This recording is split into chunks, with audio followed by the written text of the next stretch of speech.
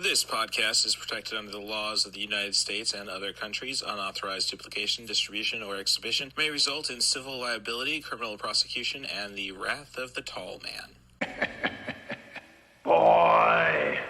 Thanks for checking out 94Chill, the podcast. This is where I usually go and give my content warning for the episode. But this time, I'm just apologizing that I was unable to get the guest to work out to do an ode to Kevin Smith. I hope you enjoy this replacement, an ode to underappreciated supporting actor Michael Biehn. You may know him best from The Terminator or Aliens, closely tied to James Cameron. There's a movie I really want to check out called The Fan. I just got to hit the Poetic Critic up for her Criterion Collection password, and maybe we can bring that up next week. But until then, enjoy the show.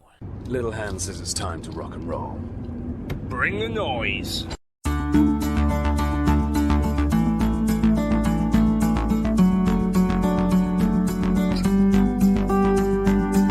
And welcome to 90forChill, the podcast. This is your host, Cool Movies Darth.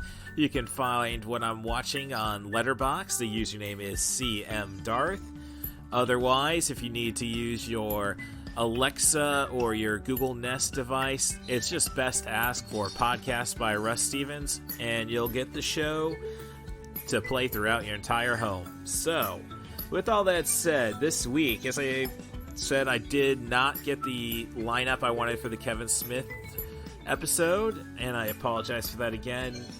I kind of had some slip-offs on my behalf in terms of scheduling, but I tried my damnedest. I was all the way up till, I'd say, 5 o'clock. I had hope. So it was quite the binge then over the next day to get at least 3 Michael Biehn movies in. But, you know, I got stuff lined up like that with DVD stacks. You know, we have a Sean Bean. I guess we could follow it up next week with that if something fails.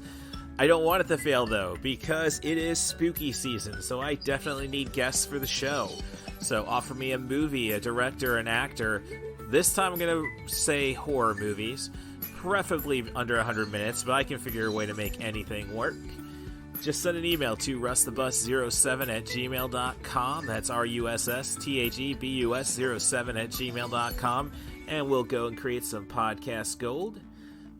Fried gold, as Shaun of the Dead would say. Hey, that one would qualify for next month. So, with all that said, let me thank Stacia Harden for being my inspiration and keeping me going. Trying my best to pay her memory the proper respect that it deserves, and I hope she's still helping out all of those she touched in her life.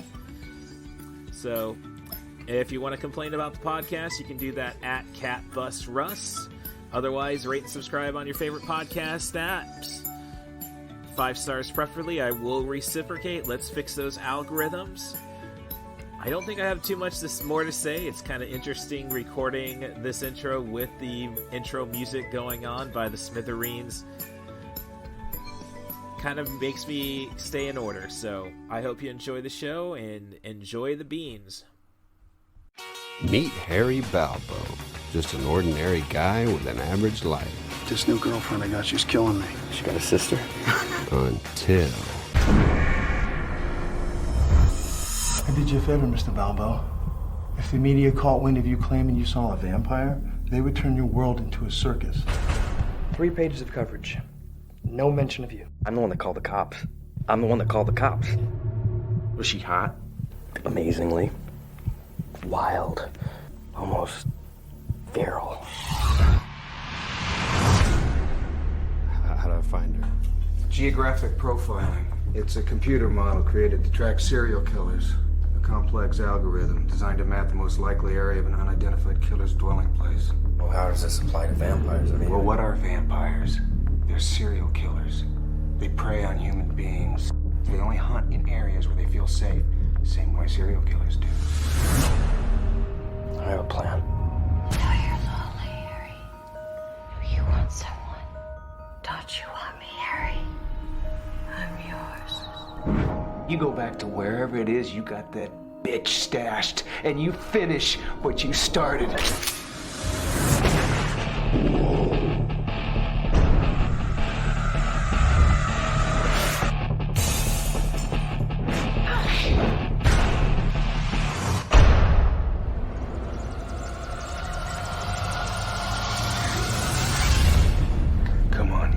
Smack.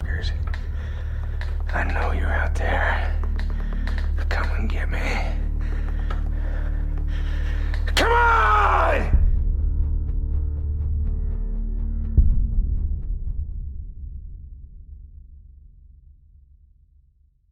I'm going to go and get to my more thorough review in a moment. I just find it funny that this feature, The Insatiable, was directed by Chuck Konzelman and Carrie Sullivan, who are now responsible for a lot of the bollocks you see on PureFlix. So, I guess Mary Magdalene was a whore, so I guess these guys are the same. So, I guess now I have a content warning, but let's just get back to the show. Superman! So to start off this Michael Biehn themed podcast, I rewatched The Insatiable, a vampire film from 2006. Vampire comedy, I should say. And if I got the title wrong, I just want to repeat it. The Insatiable. Starring Sean Patrick Flannery. So we're talking 7 years removed from the Boondock Saints, and you know, it's nice to see him play a dorky character, so it kind of balances things out, you know, with all of the hit charm he got from the Boondock Saints, which is a movie that really gets too much love, but I digress. So the story is about a salesman for a flange company, Harry Balbo, who moonlights as the superintendent of his apartment complex, just for that deduction on rent. And in this part of his neighborhood, there's a spree of headless victims, murder victims, I should say.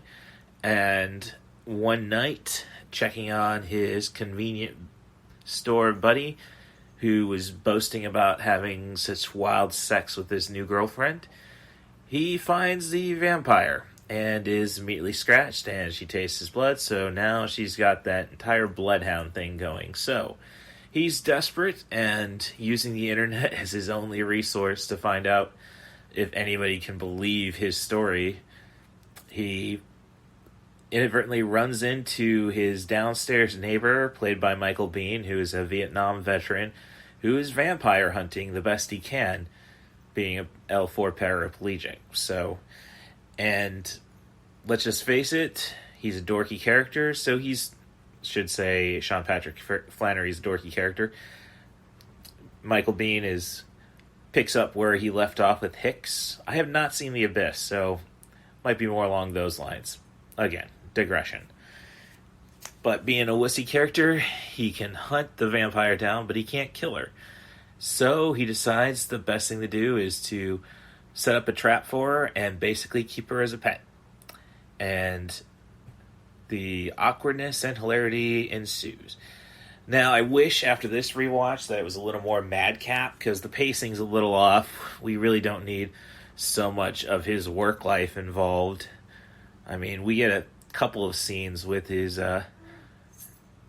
asshole fellow salesperson that, yeah, you want to see him get fed. So, but basically it's all about just trying to figure himself out as a dorky guy and who's got access to, despite it'll probably kill him, a hot woman. So, yeah, obviously being a guy who pretty much stuck around the strip club scene in Peoria for, gosh, I think about it, only 11 years too many.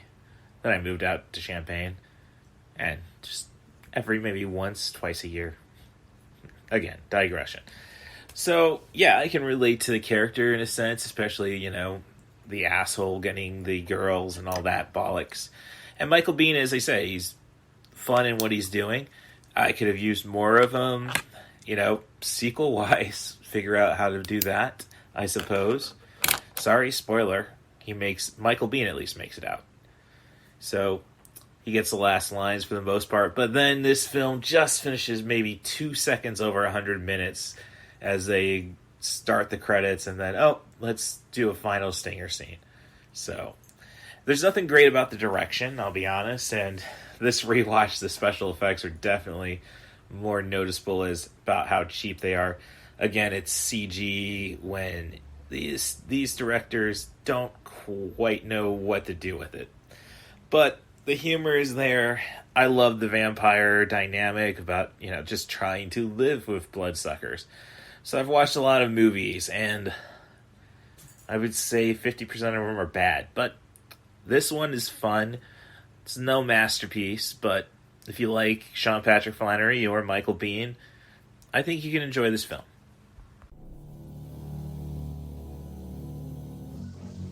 Imagine if your fears were real. I see images, and some of them are really violent. If your dreams weren't dreams at all. Come to me, Eddie. Memories, but not memories of anything that ever really happened to me. And your identity... What is your name, Eddie? ...is the one they gave you. Eddie, what happened? What? It's like somebody else is living in my body. I want you to take a crack at him tonight. Eddie K is about to discover he has two lives. Hi, Eddie. I don't know you. We're operational. And both are in danger.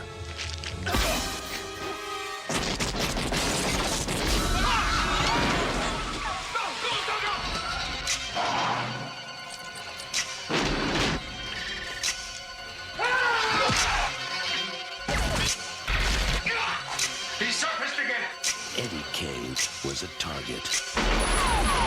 Now, he's a time bomb. Don't move.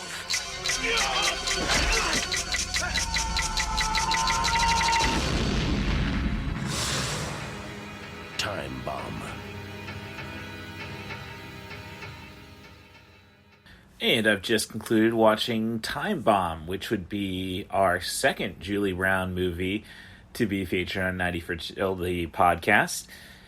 She's got a bit role, not even credited as a waitress, flirting with Michael Biehn in this movie. This movie is about Michael Bihn's character, Eddie K., who, after successfully rescuing a family from a apartment building that was on fire, he's gained attention of the CIA. And is immediately starts being attacked, be it a robbery gone wrong or just smashing him with a van. And with this, memories start coming out, which he just can't make any sense of. And with the assistance of Patsy Kensett's Dr. Anna Nomar, a cognitive psychologist, he tries to start piecing everything together. Of course, once you're let into a psych ward and the CIA knows it, it's time to skip all the subtle murder attempts and just start wasting anybody connected to you. So he's on the run. He needs to make sense of his identity, how he's a natural killing machine. So basically this is like, I would say, a made-for-TV, or I should say made-for HBO, Born Identity before the Born Identity, or I guess a better reference point would be Manchurian Candidate with all the brainwashing bollocks. So it's a fun Dino De Laurentiis movie, so that should tell you a bit about it. I think this is, again, another movie right at the end of the liquidation of that company. So, yeah, the video doesn't look great.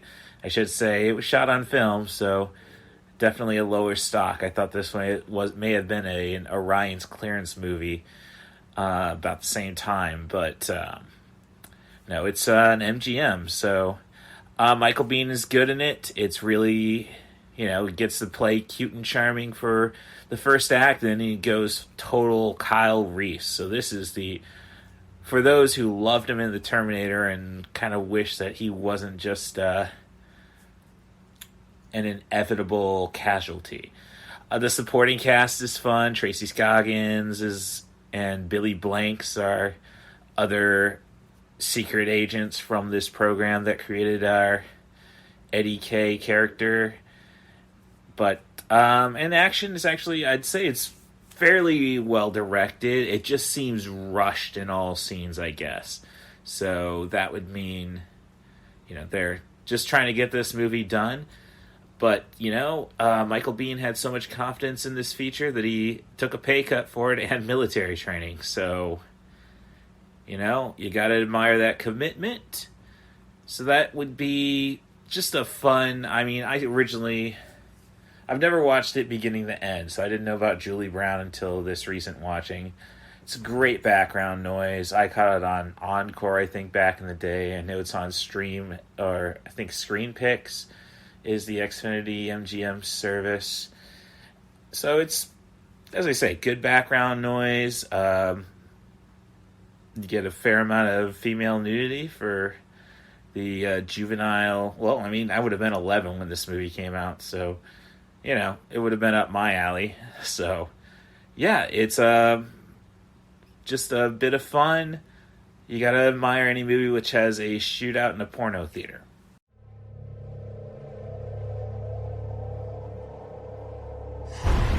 Jessica Kim, who was recently reported missing by her sister Lisa Kim. It's like 4 girls that have just vanished in the last year. Are you coming or not? Don't I always?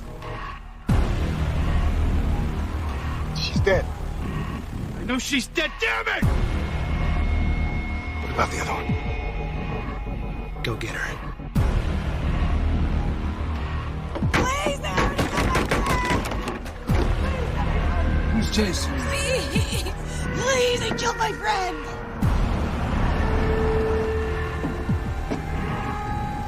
Hide.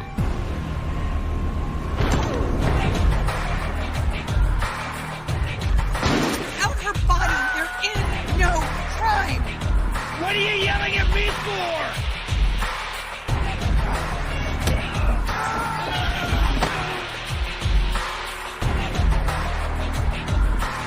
You are in this. Neck deep, and you know it! What are you doing?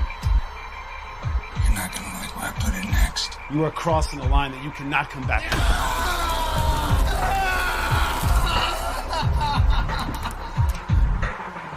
Anything for law enforcement.